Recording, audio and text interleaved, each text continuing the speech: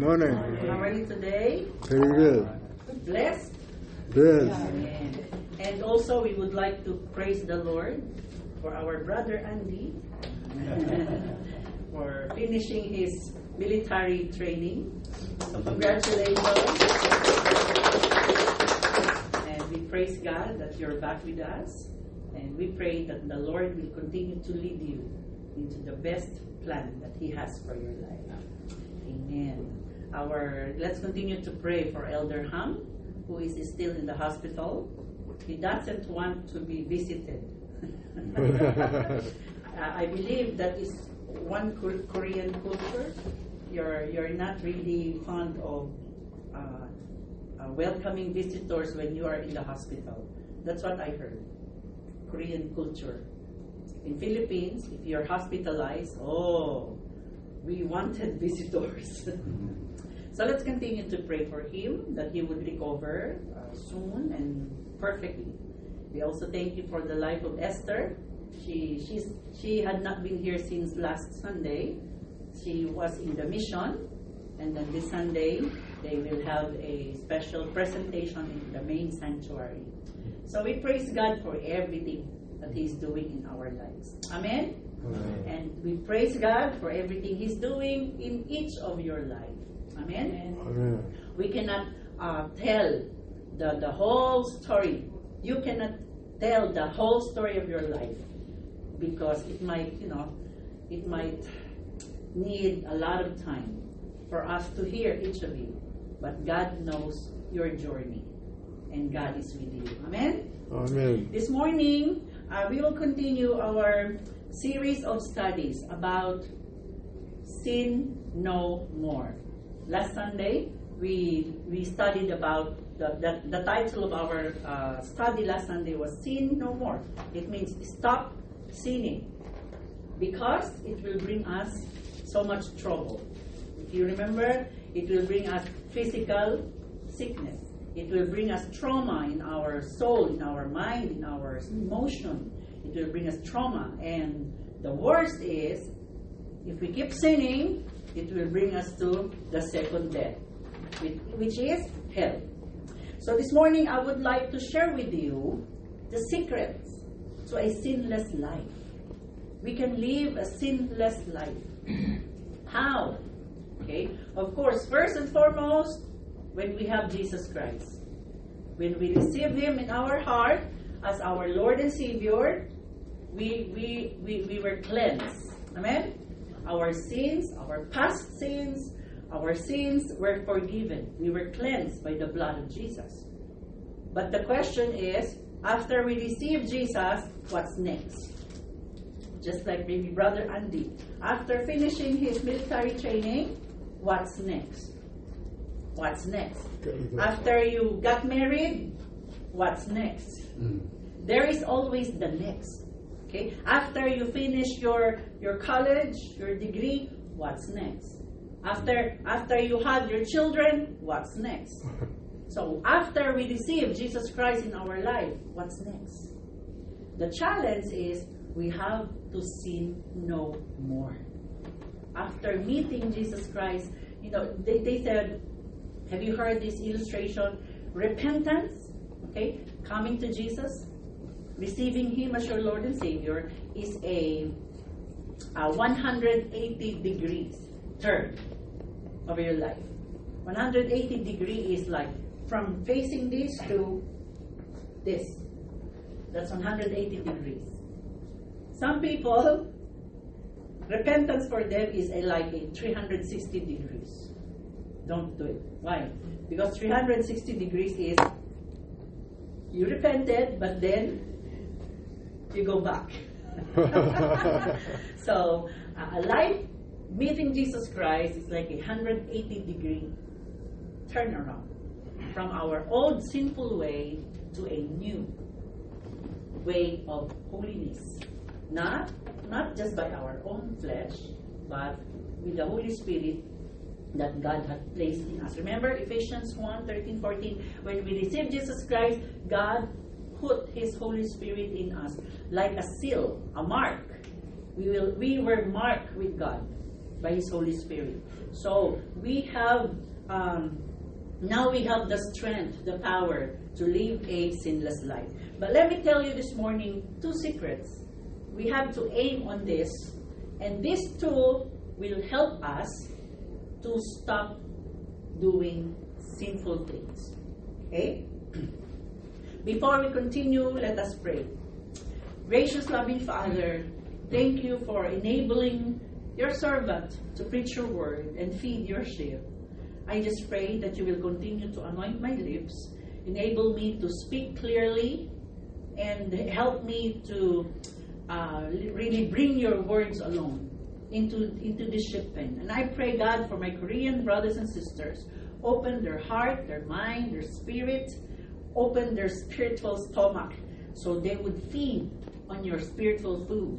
And let this food be rooted in their heart and soul, and let it grow deeper and may it bear fruit in their lives and in my life, in our lives, so that we will keep on maturing in our relationship with you. And fruits will be seen, displayed by our character, by the changes in our behavior, by the way we live, by our choices. Help us, O Lord God, to not just listen to your words, but to obey your words. Cover this place, God, with the powerful blood of Jesus. And we ask for your grace and mercy through the power of the Holy Spirit to lead us through as we meditate your word. This I humbly ask. In the name of Jesus, our Savior and Lord. Amen and amen. There are 2 scripture texts that I placed in our scripts today. The first one is Luke 10, 25 to 28. Shall we read it? One day, an expert in religious law stood up to test Jesus by asking him this question. Teacher, what should I do to inherit eternal life? And Jesus replied, what does the law of Moses say? How do you read it? The man answered, you must love the Lord your God with all your heart, all your soul, all your strength, and all your mind, and love your neighbor as yourself. 28. Right, Jesus told him, do this and you will live. The next scripture is from Matthew 22, 36 to 37. Teacher, which is the most important commandment in the law of Moses? Jesus replied, you must love the Lord your God with all your heart, all your soul, and all your mind. This is the first and greatest commandment. The second is equally important. Love your neighbor as yourself. The entire law and all the demands of the prophets are based on these 2 commandments. Thank you. So the first secret, if you would notice, Luke chapter 10 and Matthew 22, 2 different occasions. Okay? Here in Luke 10, okay, an expert in religious law, like a religious teacher, asking Jesus, okay, he wants to be sure how to go to heaven. And Jesus asked him, because Jesus knew he is a religious person, religious teacher. He teach about the law. So Jesus knew that the person knows all about it. So Jesus asked him, so what is the law of the Moses? And the person answered, love the Lord your God with all your heart, with all your soul, with all your mind, with all your strength. And Jesus said, do this and you will live. The next scenario was from Matthew 22. This time, okay, somebody asked Jesus, teacher, what is the most important commandment of the law of Moses? And this time it was Jesus telling about it. Jesus replied, okay, you must love the Lord your God with all your heart, all your soul, all your mind. And he said, this is the first and greatest commandment, and the second is equally important. Love your neighbor as yourself. As you would notice, 2 different situations. One, was curious. He wants to go to heaven. He wants to be sure he will go to heaven. The other person, he wants to be sure he is obeying. Which one should he obey? But same answer. Love the Lord your God with all your heart, with all your soul, with all your mind, with all your strength. Same answer. As we studied last Sunday, when we receive Jesus Christ, it's not the end of it all, but it's the start of a new journey. The ending of that journey with Jesus is when we see Jesus face to face. That's the ending. So now we are just on a journey. Okay? Receiving Jesus Christ is the ending, the finish of our sinful life. That's the final of our sinfulness. So upon having Jesus Christ in our life, we are stepping in to a new journey, new path. That is the path of righteousness, the path of holiness. And now we are walking on that path. But there is a dangerous tendency that we turn around and go back to the previous life that we had. Why? Because we're still here on our flesh. Our flesh is sometimes calling us, asking us, "Ooh, it's more fun to do some sinful things." The flesh is calling. Plus, Satan is there trying to attract us. Satan, if you're a man, as I have told you before, he looks like a pretty woman. Come on, calling you. If you're a woman, it's like a handsome guy. Come on. Satan, he could pretend like something delicious, something golden, something wonderful, something amazing. So we have to really focus on our journey. Remember, our goal is not hell. What is our goal? Heaven. Amen? Amen. Our goal is to see Jesus face to face. That is our goal. Like in the Olympic, what is the goal of the players? What is their goal? Gold. Right. Gold. Yeah, the famous, now he's famous in the Philippines now. Yulo, the gymnast. And now they have some intrigues with him and his mother. They have some issues. But now he's famous because of I think he got 2 golds. Oh. At the age of 7, Yulo, as a 7-year-old boy, he has already his goal.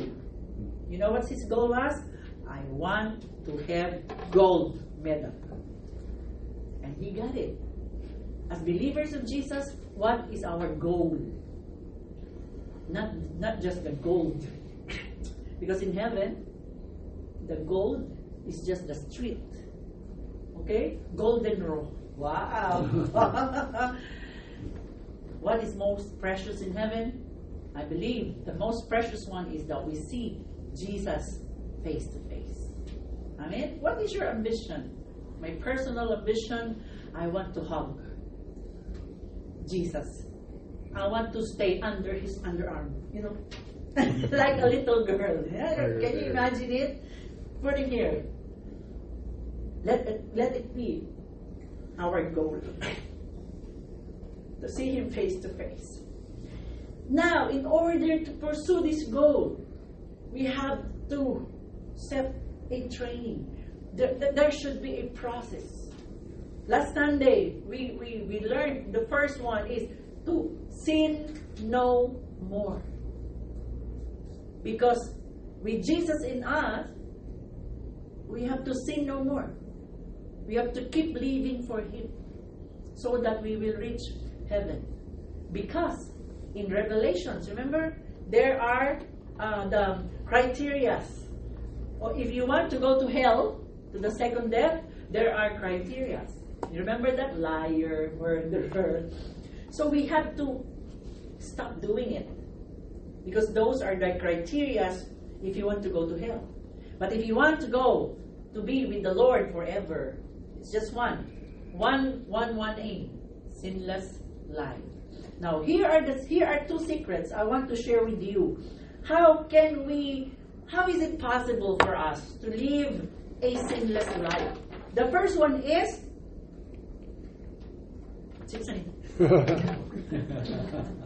love God. Amen? Love God. When the person asks, "Teacher, what should I do? Okay, what should I do to go to heaven? What should I do to have eternal life?" And Jesus asked him, "What does Moses say?" And the man answered, "You must love the Lord your God." I believe this is the main secret. If you want to live a sinless life, love God. Love God. And the question is, how do we love God? Next.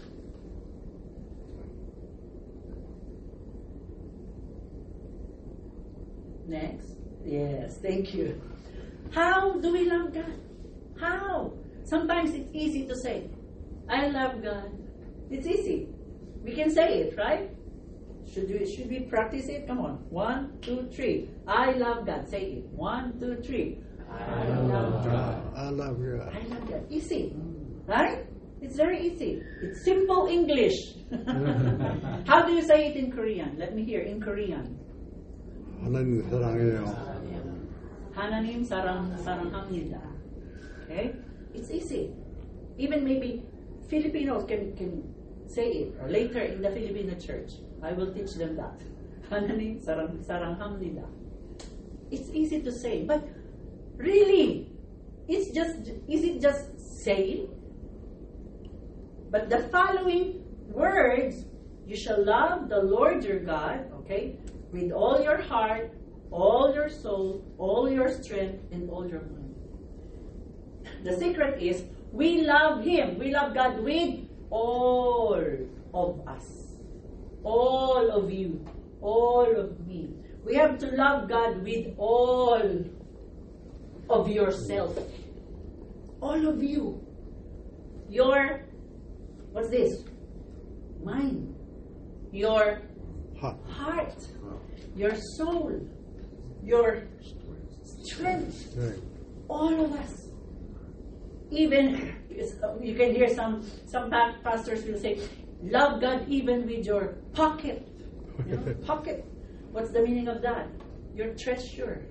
Your tone. You love God with your pocket. You love God with your car. You love God with your shoes. You love God with everything in you.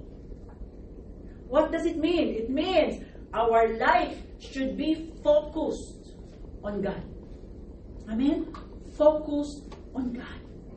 We see to it that we will show Him our love.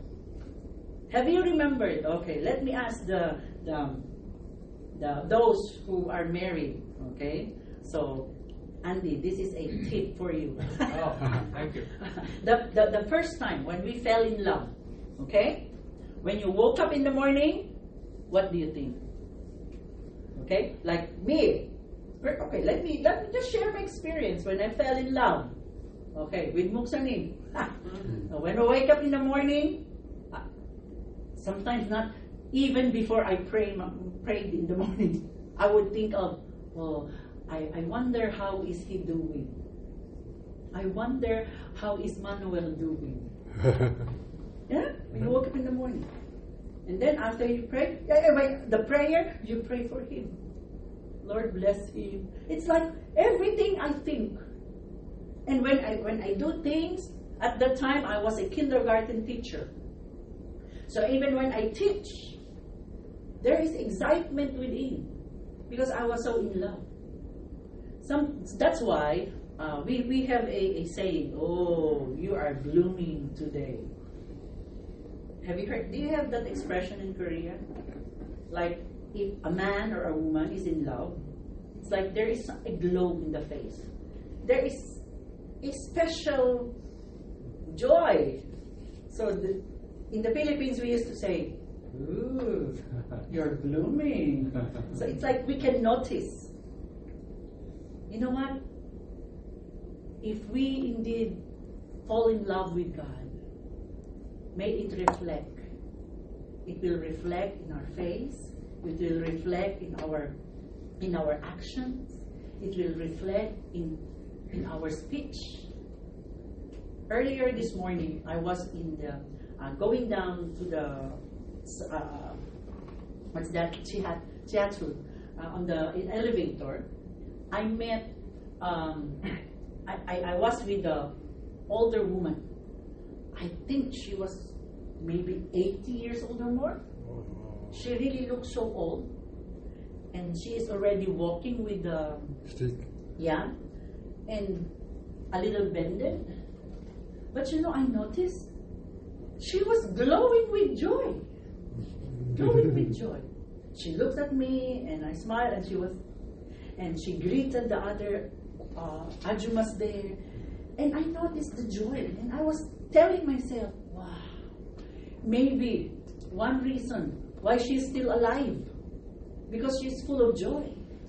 And I wonder why she's full of joy. I can sense the joy. And then, when we walk out of the elevator, I heard them talking. You see, I understand little Greek. I heard them talking. One of the older women asked her, which church are you going? And she said, Yongsan. So I listened carefully. And then the other woman said,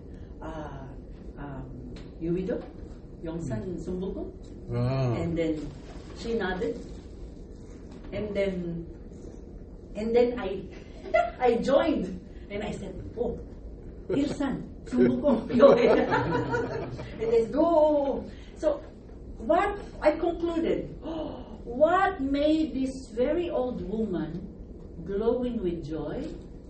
I believe her love for God. Amen. Her love for God. Amen. She felt so energetic, even if she's no longer walking straight. She was bended. But you know, the glow in her face. My prayer when I saw her, God, I want your love for me and my love for you will make me glow, even at old age. Brothers and sisters, money can just make us happy for some time. When the money is gone, sad. Right? But you know, with God, God is everlasting. Forever and ever and ever. Amen. Amen. It means to say, if God is our inspiration, if we will love Him above everything else, our joy, our strength, our inspiration will be forever and ever and ever and ever. Amen. Amen. That's the secret. To live a sinless life, first and foremost, we have to love God with all of us.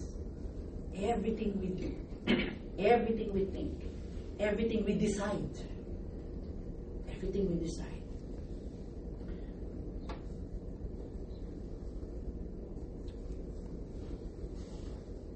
The next one. How do we love God? We love Him also by loving others like ourselves. How do we love God? By loving others like ourselves. Let's read the verse. And, no. First one, go back please. And love your neighbor as yourself. This is the second but powerful commandment. There is a verse. I want you to open your Bible. Do you have your Bibles? Do you have your Bibles with you? 1 John chapter 4. Okay, will you open your Bible? Okay, let me write it here so you would remember.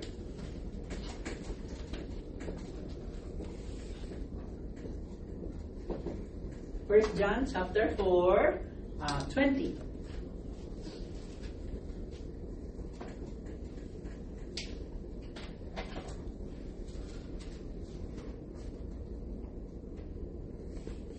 Okay. You have it?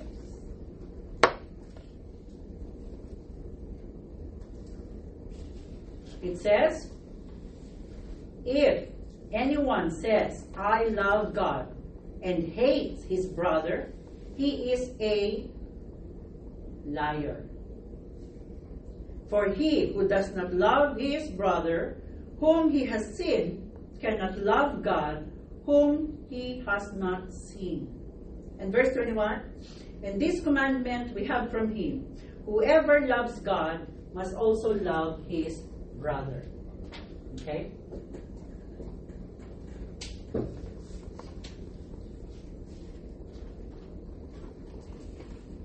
What is the verse telling us? Can we see God now? Can we see God now? No. So the Bible is telling us, okay? Oh, another question. Can we see each other? Yes. Yes. We can see each other. But the verse is telling us, if we cannot love people that we can see, for sure, it will be difficult for us to love someone whom we cannot see. So the first practice, application of loving God is by loving our neighbor, the people whom we can see. If we can love others like ourselves, then it will be easy for us to also love God, and vice versa. If we say we love God, it will also be easy for us to love other people. I know it's easy to love a person if the person is good, if the person is kind. Amen? Amen. If the first person is a loving person, a person who always smiles at you, who always receive you, who always commend you, it's easy to love that person. But what if that person is mean? You know, every time you meet the person, the face was like that. And if you ask help from the person, he will just say, no. The question is, are we willing to still love that person? Even the mean person, those person who are, let's say, bad. The Bible is commanding us, love your neighbor as yourself. We don't want to be hated. Amen? Amen. We want to be loved. I want to be accepted. Amen? Amen. So I believe that person, even if he is so bad, he wanted to be accepted. He wanted to be loved. He wanted to be reached out. He wanted to be helped. So brothers and sisters, we don't just say, I love God. But we also express it, show it, practice it by loving each other. And not just each other in the church. Sometimes it's easy to love each other in the church. Because we sing together, we love God together, we study the Word together. But the question is, how about those people who are not Christians? Can we love them? We should. Because they are also people. You know, every time I see someone who is so mean. We have one in the Philippines, our neighbor in the front house. He was so mean. He was even cursing Mosanin. We did nothing to him. He's a gay, by the way. There was a day I went to his house and knocked because we went from a province and we brought a lot of mangoes. So I want to share to the neighbor. So I knocked on his house and I told him, here are some mangoes. And I was surprised. You know what was his response? No. And I said, oh, free. No. And he was, no. And I was so shocked. Wow. He refused a gift. There are people like that. And I think one reason he hated us because he knew that we are born again believers. Because he is a Catholic and he has so many statues inside the house. I believe that's one reason why he hated us. But we have to keep loving him. Keep loving him. Last January, I was in the Philippines. On my son's birthday, I prepared carbonara. Okay? So, he was there outside. And another Christian friend talking to him. And so I said, oh, the two of you, wait. I have something. So I prepared 2 carbonara. And I was praying, oh, I hope that he will receive it. So I gave one to a friend. And then I gave one to him. Thank God, he received it. We keep loving him. We keep loving. Why?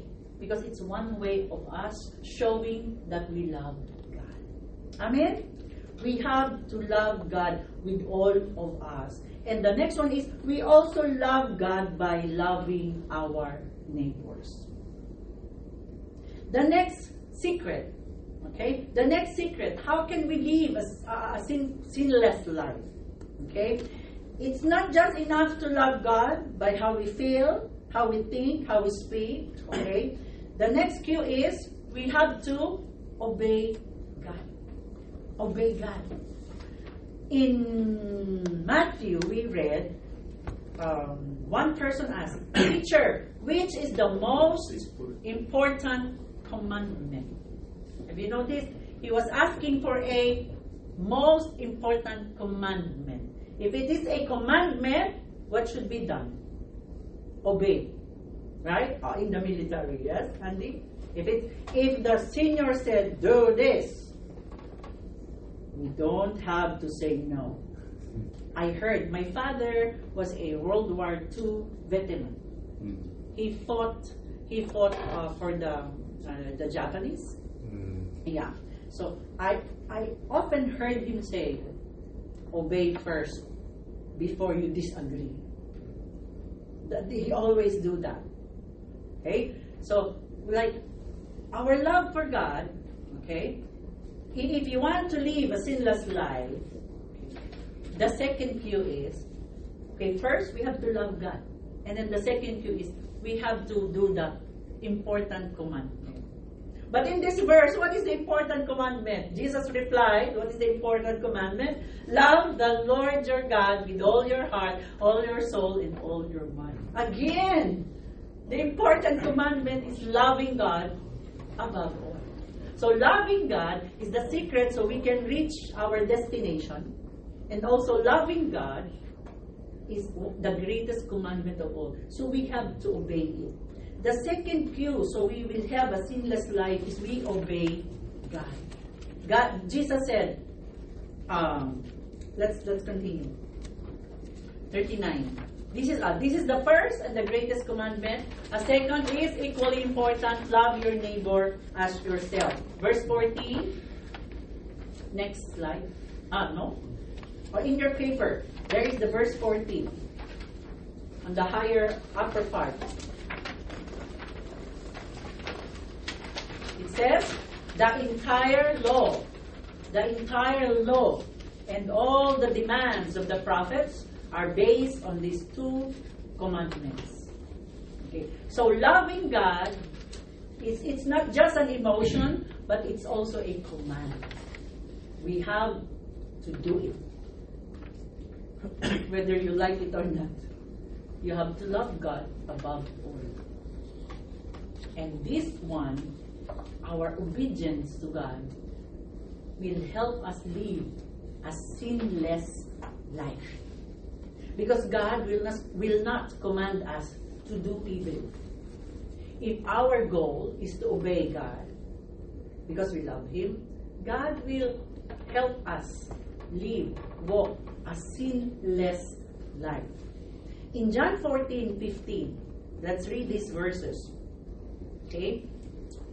It says there in 15, let's read. If you love me, obey my commandments. See that? If you love me, obey my commandments. It's just like telling, if I love Luksan Emmanuel, I will obey what he wants. when we first got married, he said, I heard him say, I miss my mother's recipe.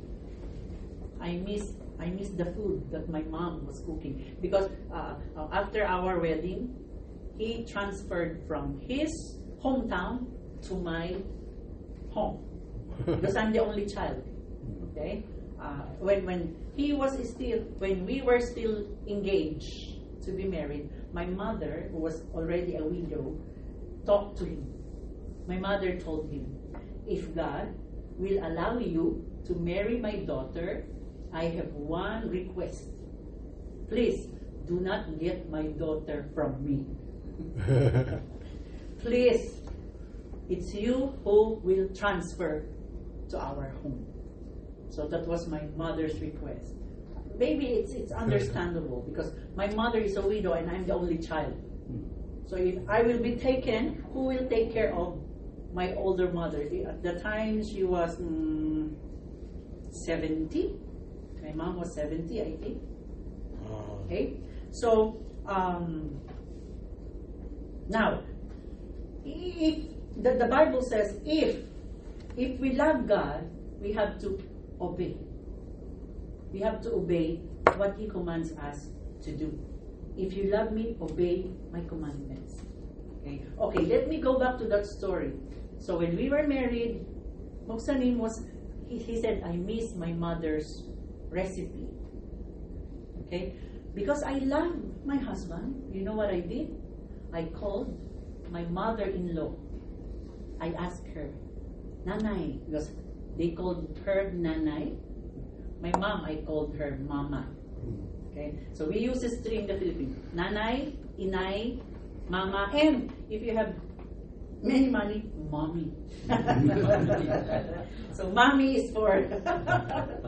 Now, I called my mother-in-law and I asked him, Nanay, how do you cook this? So she gave me the ingredients, how to cook it, and you know, I was able to cook it. And when I served it, the husband I loved was so surprised. Wow! And when he tasted it, oh, good. It made him happy. And why did I do that? Why did I exert such effort? Because I love Him. Same thing with God. We don't just say, I love God. If we believe in our heart that we love God, we have to exert effort to show ways that we love Him. And how are we going to show Him that we love Him? By doing what He wants. Amen? Amen. By doing what He wants.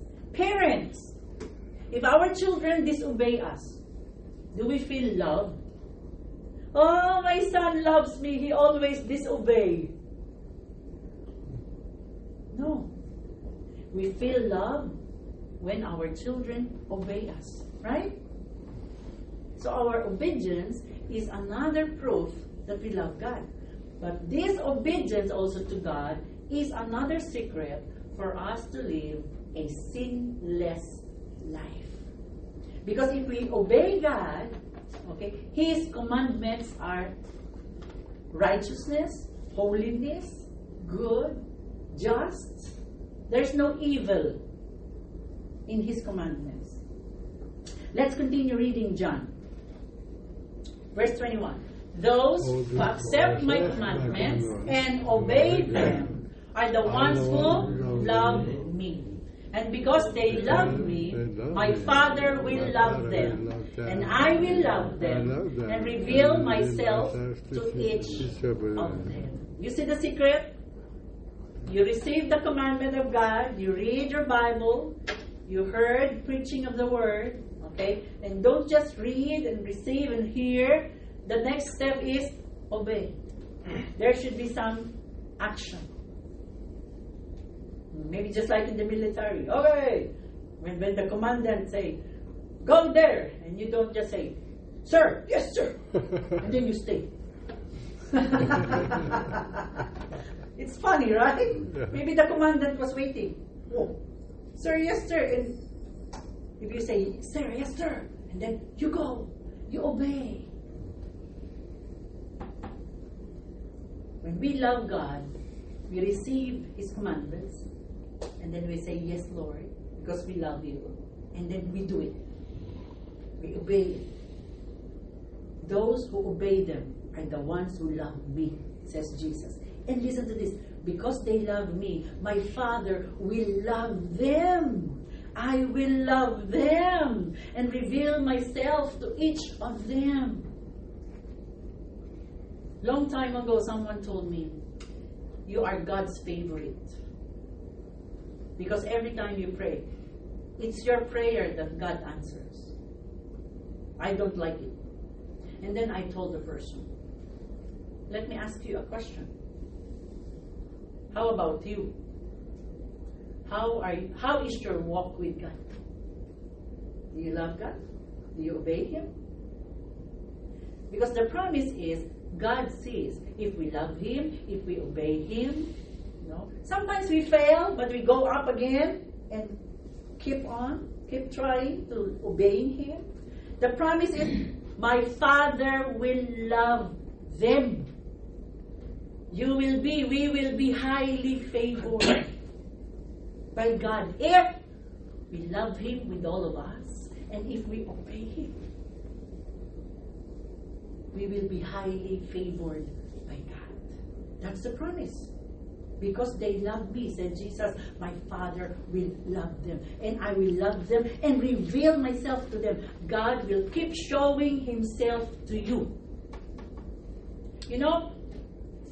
When during the courtship period, when Muksanim told me he likes me, he loved me, then I started thinking, okay. But then, when I told him, okay, I love you too, after many months of praying, and then he brought me to his family. Okay, he showed who he is really.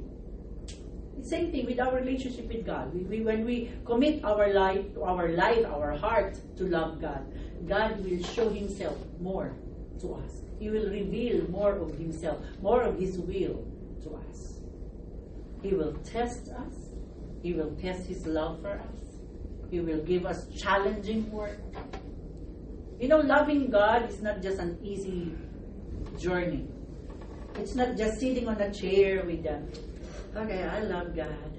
I'm relaxed. No, I tell you, loving God will be followed by several challenges and testings. Remember when I prayed for my son?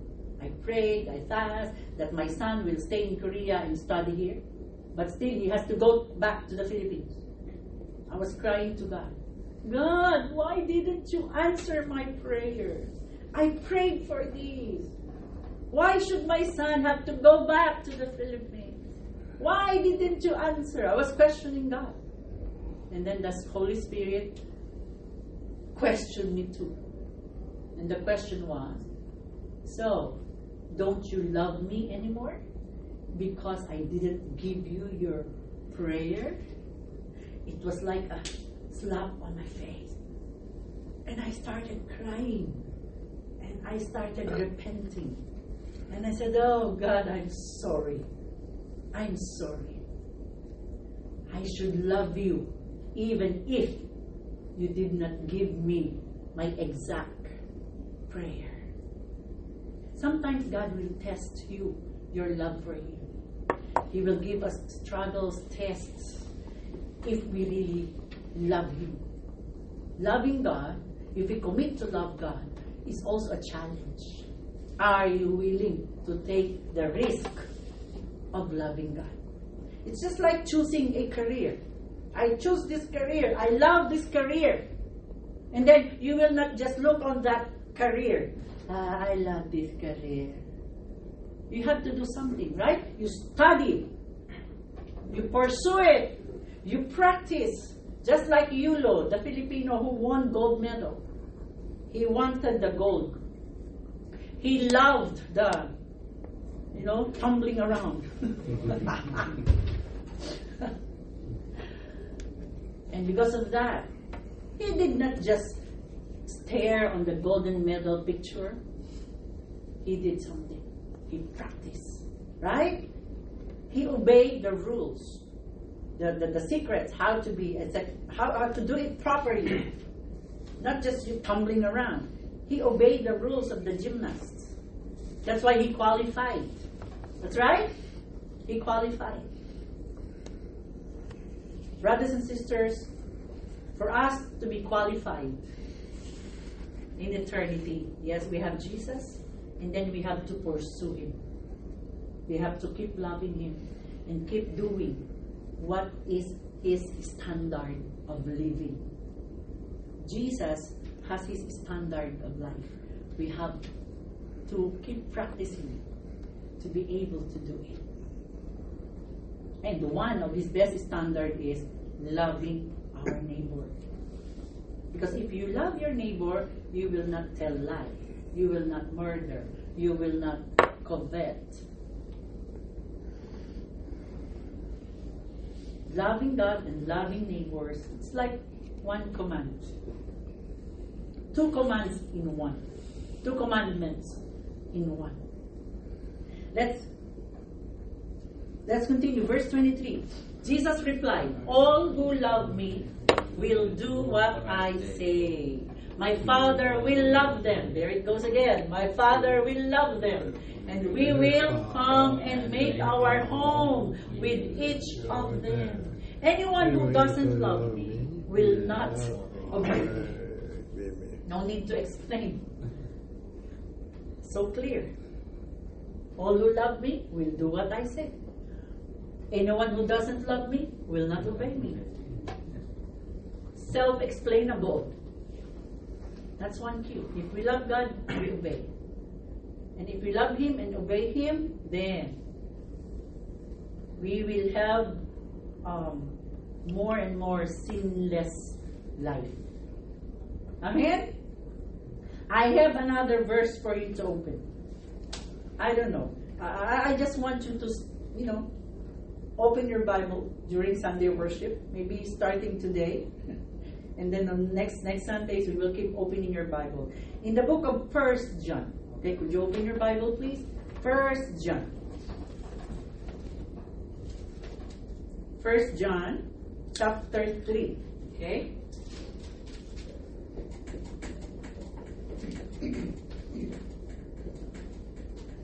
Same book. 1 John, chapter 3, verse 18.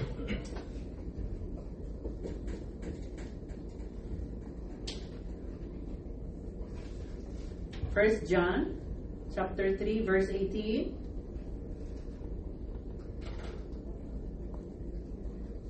It says here, "Little children, let us not love in word or talk, but in deed and in truth." So it says, we don't just say and talk about loving God. We have to put it into action. Amen? Another verse also in John. John 5, 1 John, same book. 1 John 5, 3. 1 John, same book, 5, 3. 1 John 5, 3.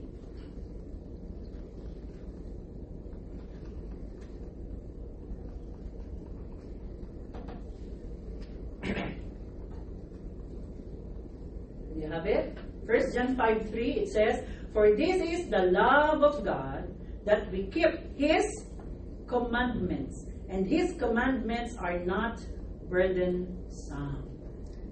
In some other versions it says, "And this is how we love God, if we do what He says." And what He commands us to do is not difficult. It's easy to carry on.